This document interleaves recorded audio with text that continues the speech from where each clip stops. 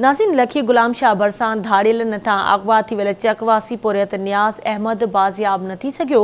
धाड़ेलन मुगवी जे वारसन खां 50 लख रुपया भुंग तलब कयो आहे। उन हवाले सां रिपोर्ट कयो आहे हिदायतुल्लाह महर।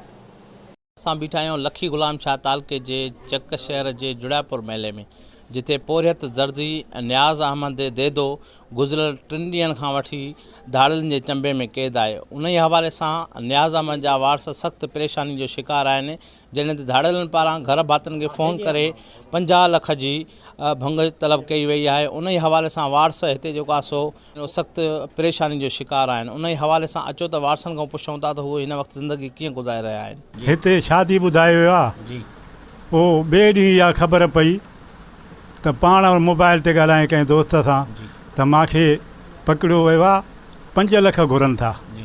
उन खां पोइ वरी कल्ह जी ॻाल्हि आहे, 10 बजा वरी ॿी कॉल कयईं, कॉल उन जे मोबाइल तां उन पाण बि ॻाल्हायो त मूंखे वरी हाणे 50 लख था घुरनि। हा, सख़्तु परेशान आहियूं। असां लख रुपियो 2 लख ॾिठा ई कोन्हनि त हिननि खे 50 लख 5 लख काॾां हुजूं।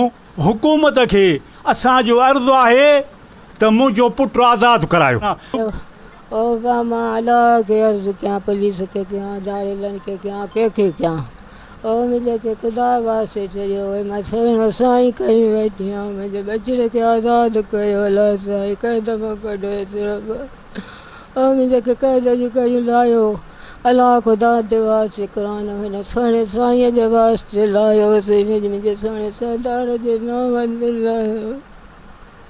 मां चार गुनाहगार नथी सही सघां कुझु। मुंहिंजा अलाह मां सदको वञा, मुंहिंजे क़ैद जी कढ़ी लाहियो ख़ुदा जे वास्ते, मुंहिंजे बचिड़े खे सॼो अलाह जे वास्ते सॼो। अर्ज़ु आहे त असांजे भाउ खे जल्द जल्द आज़ादु करायो।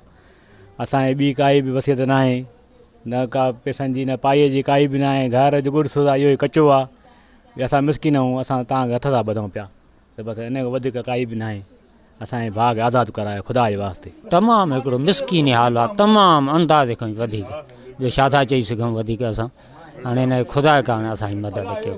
असांजे पुलिस हुकमे खे बि इहो ई आहे त असांजी ख़ुदा जे कारण मदद।